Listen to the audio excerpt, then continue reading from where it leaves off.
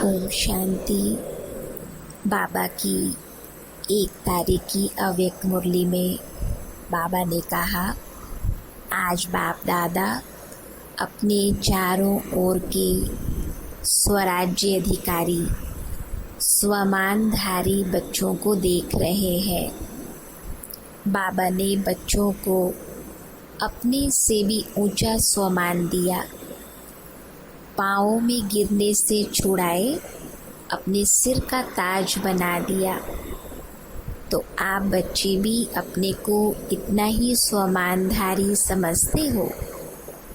जो स्वमानधारी होंगे उनकी निशानी होगी, वे सर्व को सम्मान देने वाले दाता होंगे, वे निर्माण होंगे।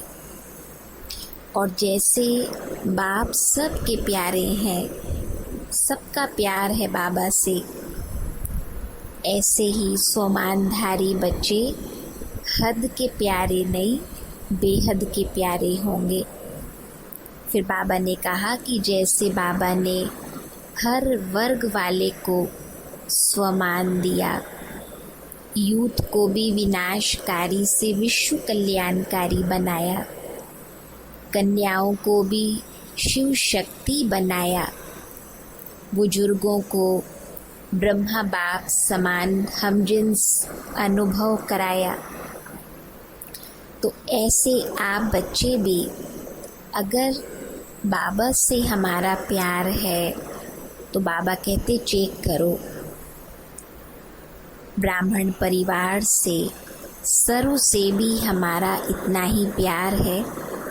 हर एक भाई बहन के प्रति ये भाव है कि मेरा भाई है। जहाँ स्वमान होगा वहाँ देहभान नहीं होगा। बाबा कहते चाहे कोई में कितनी भी कमजोरी है, चाहे वो प्यादा है, 16,108 की माला का लास्ट मणका भी है, लेकिन ड्रामानुसार उस आत्मा को भी बाप दादा द्वारा कोई न कोई विशेषता प्राप्त है। तो इसलिए हमें सर्व को सम्मान देना है। अभी एक जन्म हम सम्मान देते हैं तो पूरा ही कल्प, हर जन्म हमें सम्मान प्राप्त होता है। बाबा ने कहा, आप तो वशीकरण मंत्र देने वाले हो, वशीभूत होने से छुड़ाने वाले हो। इसलिए किसी की भी कमजोरी के वशीभूत होकर हमें किसी के भी प्रति अपने सम्मान को कम नहीं करना है। जब कोई व्यक्ति अपने संस्कार अनुसार अपने अवगुण के, कमजोरी के वश होकर के कोई ऐसा व्यवहार करते हैं, लेकिन उस समय भी यदि हमें ये स्वमान की स्मृति रहे कि मैं तो वशीकरण मंत्र देने वाली आत्मा हूँ, मैं आत्मा वश होने वाली नहीं, लेकिन वशीभूत होने से छुड़ाने वाली हूँ। तो इस स्मृति की समर्थी से हम उस आत्मा को भी सहयोग दे सकेंगे, न कि उसके प्रभाव में आएंगे। तो बाबा ने कहा, ये बहुत सहज युक्ति है देहभान को खत्म करने की, स्वमान में रहना। बाबा से अगर हमारा दिल का स्नेह है तो बाबा ने कहा, ऐसी आत्मा सदा मोहब्बत का फल खाती है, मेहनत वाले मेहनत का फल खाते हैं। तो बाबा कहते हैं कि जितना अगर कोई किसी आत्मा का ऐसा व्यवहार भी हो, परेशान करने वाला, असंतुष्ट करने वाला, तो भी उधर ध्यान देने के बजाय, उधर देखने के बजाय हम बाबा के प्यार में समा जाएं तो समान बनते जाएंगे। जैसे बाबा ने कहा कि अगर कोई गंदी चीज़ दिखाई भी देती है तो हम उसे देखते नहीं रहते हैं, लेकिन किनारा कर लेते हैं।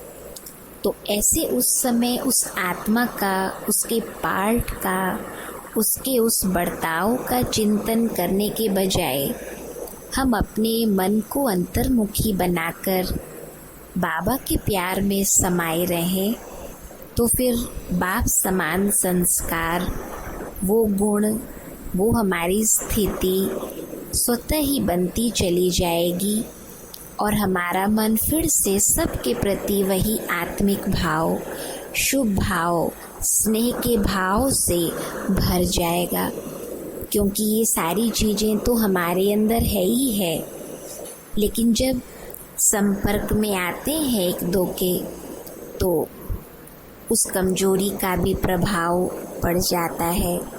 तो बाबा ने इससे मुक्त होने की युक्ति बताई, क्योंकि बाबा को अब बच्चों की मेहनत अच्छी नहीं लगती, इसलिए बाबा कहते मेहनत से सदा मुक्त रहें। इसके लिए सदा बहुत ही सहज युक्ति, हम बाबा के स्नेह में समाये रहें, उस एक को ही देखते रहें, उनकी ही बातों को अंदर सुनते रहें, समाते रहें, उनसे ही हर बातें शेयर करते रहें, हर एक को स्वीकार करते रहें। तो फिर सहज जीवन, सहज योगी जीवन, निर्विघ्न जीवन का अनुभव होता जाएगा। फिर बाबा ने कहा, अमृत वेले वायदे और फ़ायदे का चार्ट बनाओ। बाबा से हम वायदे तो करते हैं, लेकिन उस वायदे को रिवाइज़ करना, रियलाइज़ करना, तब हमारे संकल्पों में शक्ति आ जाती है और जो परिवर्तन हम अपने आप में चाहते हैं वो परिवर्तन हो जाता है। बाबा की मुरली सुनकर या सेवा के कोई कार्य करके जब अंदर में खुशी होती है, अच्छी याद के बाद कोई श्रेष्ठ विचार स्व परिवर्तन का मन में आता है, लेकिन उसको हम बार बार रिवाइज़ नहीं करते, तो फिर वो ताकत नहीं मिलती, इसलिए वो परिवर्तन भी सदा काल का नहीं आ पाता है। इसलिए बाबा ने कहा कि हमेशा जो भी श्रेष्ठ संकल्प अपने अंदर आया उसको बार बार पक्का करो, उसको रियलाइज़ भी करो। अर्थात इस परिवर्तन से हमारा स्वरूप कैसा हो जाएगा, आंतरिक स्वरूप भी, और एक दो के साथ जब हम व्यवहार में आएंगे तो भी हमें कितना अच्छा उसका रिस्पॉन्स मिलेगा, कितनी प्राप्तियां होने लगेंगी। तो जब हम इस प्राप्ति को रियलाइज़ करते हैं तो ऑटोमेटिक उस परिवर्तन की ओर हमारे कदम बढ़ने लगते हैं, हमारा एफर्ट और भी अधिक होने लगता है, और फिर नेचुरल हमारी वो स्टेज जैसी हम चाहते हैं अपने प्रति, बाबा चाहते हैं हमारे से, वो बनती चली जाती है। जिसके लिए बाबा कहते हैं संकल्प रूपी बीज को स्मृति का जल दो, उसको सींचो तो अवश्य वो फलीभूत होगा।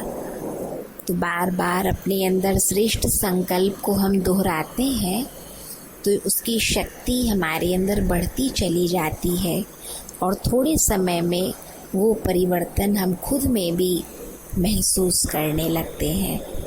तो इस वायदे और फ़ायदे के चार्ट में हम अपनी ये भी चेकिंग कर सकते हैं कि कौन सी ऐसी बात सारे दिन में आती है जिससे हमारा ये वायदा कमज़ोर हो जाता है, किस बात का हमारे मन पर प्रभाव पड़ता है, या ऐसी बात आई तो भी हमने कितना उसमें अपने इस वायदे को याद रखा और उस प्रमाण ही संकल्प बोल कर्म में आए, या कौन से गुण और शक्ति की अपने अंदर कमी लगी जिस कारण हम उस वायदे में पक्के नहीं हो पाए, उस वायदे का फ़ायदा संपूर्ण रीति नहीं उठा पाए। तो ऐसे जब अपनी चेकिंग करते जाते हैं तो फिर जीवन से सारी कमजोरियाँ निकलती जाती हैं और हम सर्व प्राप्तियों से संपन्न बनते जाते हैं। ओम शांति।